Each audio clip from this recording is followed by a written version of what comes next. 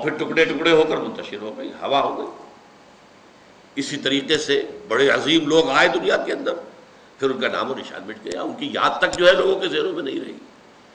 اس میں کیا اصول ہیں، کیا قواعد ہیں؟ عروج ہوتا ہے تو کیوں ہوتا ہے، زوال ہوتا ہے تو کیوں ہوتا ہے؟ قرآن مجید ان سب سے بحث کرتا ہے، لیکن یہ کہ والعصر جو ہے زمانے کو گواہی کے طور پر پیش کیا جا رہا ہے کہ زمانہ گواہ ہے کہ تمام انسان خسارے میں ہیں سوائے ان کے جو 4 شرطوں کو پورا کرنے والے ہیں۔ اس میں جیسا کہ میں نے عرض کیا تھا پچھلی نشست میں، چونکا دینے کا انداز بھی ہے۔ جیسے یہ وقت تیزی سے گزر رہا ہے، آپ انگریزی میں بھی کہتے ہیں catch the time by the forelock, وقت کو اس کے ماتھے کے بالوں سے پکڑ کے رکھو کیونکہ یہ تو تیزی سے چلا جائے گا، اور یہی ہمارا اصل سرمایہ ہے، اسی میں کچھ بنانا ہے، اسی میں کچھ کرنا ہے، اسی میں کچھ کمانا ہے۔ اس کے لیے بڑی پیاری مثال دی ہے بعض مفسرین نے۔ ایک صاحب نے اپنا مشاہدے کی بنیاد پر لکھا کہ میں ایک دفعہ شام کے وقت ایک بازار منڈی اس میں سے گزرا تو میں نے دیکھا ایک برف بیچنے والا بہت چیخ چیخ کر اپنے برف کو بیچنے کے لیے لوگوں کو متوجہ کر رہا تھا۔ اس کی حالت جو تھی وہ بڑی ڈیسپریٹ۔ وہ کیوں؟ انہوں نے سوچا اس لیے کہ اس کا برف تو پانی ہو جائے گا، زیرو ہو جائے گا اگر بکا نہ۔ کوئی بساتی ہے، اس کا سامان ہے، نہیں بکا ہے، کوئی بات نہیں، دکان بند کرے گا، اگلے روز آئے گا، وہ سامان تو اس کے پاس ہے نا، اس کی اصل راس تو کہیں نہیں گئی، اس کا اصل سرمایہ تو محفوظ ہے۔ لیکن یہ برف کا تاجر جو ہے، یہ تو برف اگر بکی نہ تو پانی ہو گئی، ختم، اصل راس المال بھی گیا۔ انسان کی حیثیت برف کے تاجر کی ہے، اس کی زندگی کی برف گھل رہی ہے، تیزی کے ساتھ پگھل رہی ہے۔ جس کو کہا ہے ایک شاعر نے بہت عمدگی کے ساتھ، غافل تجھے گھڑیال یہ دیتا ہے منادی، گردون گھڑی عمر کی ایک اور گھٹا دی۔ عام طور پہ تو ہم سمجھتے ہیں میری عمر پہلے 60 برس تھی، اب 61 ہو گئی، بڑھ گئی، بڑھی کہاں ہے، کم ہو گئی، اس لیے کہ جو بھی ٹائم اس دنیا میں ہے میرے لیے اس میں سے اب 1 سال کم ہو گیا۔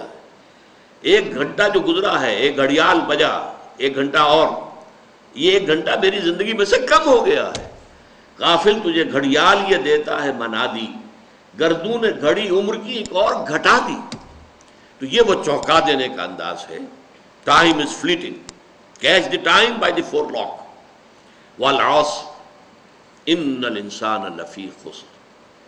اب آئیے تیسری آیت پر، یہ ہے اصل عملی اعتبار سے اس سورہ مبارکہ کا جو لب لباب ہے، جو اصل حاصل ہے، الا الذین آمنوا وعملوا الصالحات وتواصوا بالحق وتواصوا بالصبر۔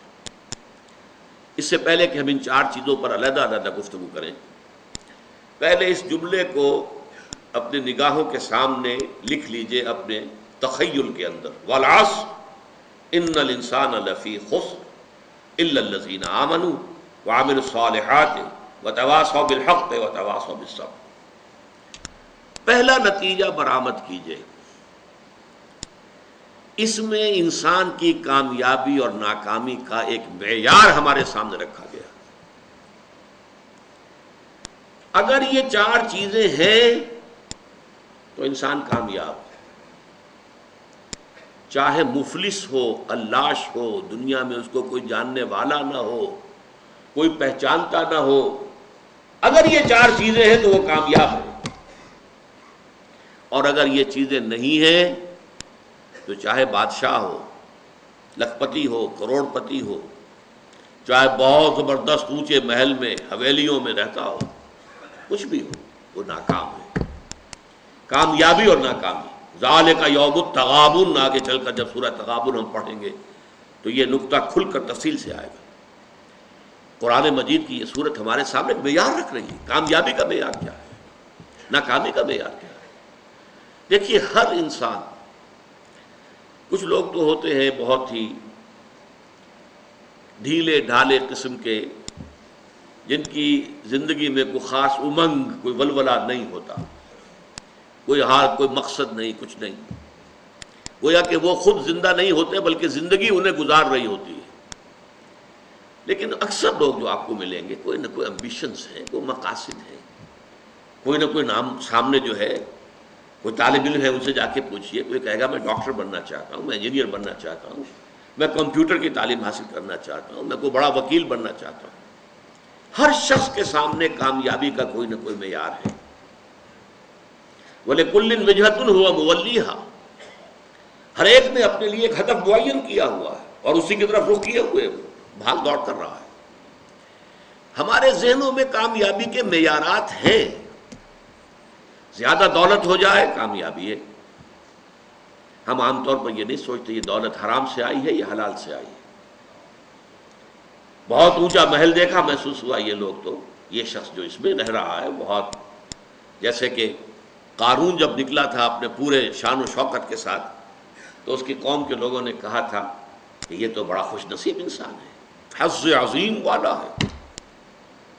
لیکن جب پھر وہ دھسا دیا گیا زمین میں تو انہوں نے کہا کہ ہاں اللہ تعالیٰ کا بڑا فضل ہم پر ہوا کہ ہم قارون کے مانند نہیں تھے، ورنہ ہمیں بھی دھسا دیا گیا ہوتا۔ لیکن یہ تو بات کی بات ہے نا، جب قارون کو دیکھا تھا شان و شوکت کے ساتھ نکلا ہے لوگوں میں، اس وقت تو یہ کہ اعصاب تھر تھرا جاتے ہیں لوگوں کے۔ کوئی بڑی لمبی سی چمکیلی سی بھڑکیلی سی کار آپ کے قریب سے گزرے تو ایک دفعہ تو اعصاب کے اندر ارتعاش ہوتا ہے، ہم متاثر ہوتے ہیں، اپنے ماحول سے متاثر ہوتے ہیں۔ اور اس میں پھر یہ کہ ہمارے جو تصورات ہیں کامیابی اور ناکامی کے، اگرچہ اول تو ہے ہی نہیں ہمارے سامنے یہ تصور کامیابی کیا ہے ناکامی کیا ہے، لیکن اگر ہو بھی تو ڈاواں ڈول ہو جاتے ہیں، ہم متاثر ہو جاتے ہیں، اس ماحول کا اثر لیتے ہیں، قبول کرتے ہیں، ہمارے اپنے اس ہدف کے ہوتے ہیں۔ تو پہلی بات تو یہ کہ کامیابی ان چار چیزوں کے حوالے سے ہے، یہ ہے تو چاہے کوئی غریب ہے۔ حضور نے فرمایا کچھ لوگ ایسے بھی ہوتے ہیں جو کسی محفل میں بار نہیں پا سکتے، کہیں وہ سفارش نہیں کر سکتے، ان کی یہ حیثیت ہی نہیں کہ کہیں جا کر سفارش کریں، کوئی انہیں رشتہ دینے کو تیار نہیں ہوتا، غریب ہے، مفلس ہے، خلاش ہے، کوئی حیثیت نہیں ہے۔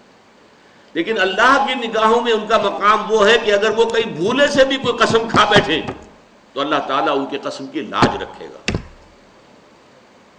مفلس ہونا، خلاش ہونا، گمنام ہونا، اس میں کوئی حرج نہیں، اگر ایمان ہے، عمل صالح ہے، تواصی بالحق ہے، تواصی بالصبر ہے، اگر یہ چیزیں ہیں تو ظاہر بات ہے کہ پھر انسان کی کامیابی ہے۔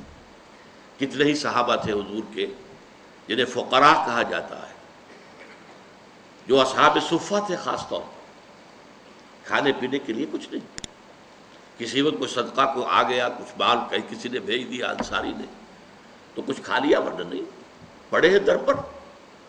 حضور کی صحبت اور علم یہی وجہ ہے، حضرت ابو ہریرہ اصحاب صفہ میں سے تھے، حالانکہ سن 7 ہجری میں ایمان لائے ہیں، گویا کہ حضور کے ساتھ ان کی رفاقت جو ہے زیادہ سے زیادہ 3 برس کی بنتی ہے، 4 برس کی بنتی ہے، اس سے زیادہ نہیں، لیکن سب سے زیادہ کثیر تعداد میں احادیث انہی سے مروی، 24 گھنٹے بھی وہی پڑے، نہ کوئی کاروبار ہے، نہ کوئی دھندا ہے، نہ کوئی دکان ہے، نہ کوئی اور محنت مزدوری ہے۔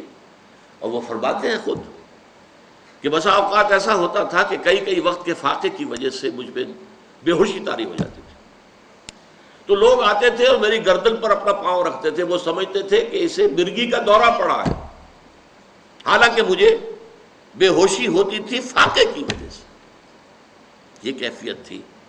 لیکن کیا وہ ناکام تھے؟ نہیں۔ کامیابی اور ناکامی کا فرعون وہ کامیاب نہیں تھا، ناکام تھا، نمرود کامیاب نہیں تھا، ناکام تھا، قارون کامیاب نہیں تھا، ناکام تھا۔ گویا کہ کامیابی کا معاملہ دولت سے، جائیداد سے، دنیاوی وجاہت سے، دنیاوی اقتدار سے، کسی شے سے متعلق نہیں ہے۔ کامیابی کا تعلق اگر ہے تو وہ ایمان اور عمل صالح اور تواصی بالحق اور تواصی بالصبر سے۔ دوسرا نتیجہ نکالیے، اس سورہ مبارکہ میں کامیابی کی جو کم سے کم شرائط ہیں وہ بیان ہو رہی ہیں۔ نوٹ کیجئے، اگر انداز یہ ہوتا زمانہ گواہ ہے وہ لوگ بہت اونچے مراتب حاصل کر لیں گے جنہوں نے یہ شرطیں پوری کر دیں،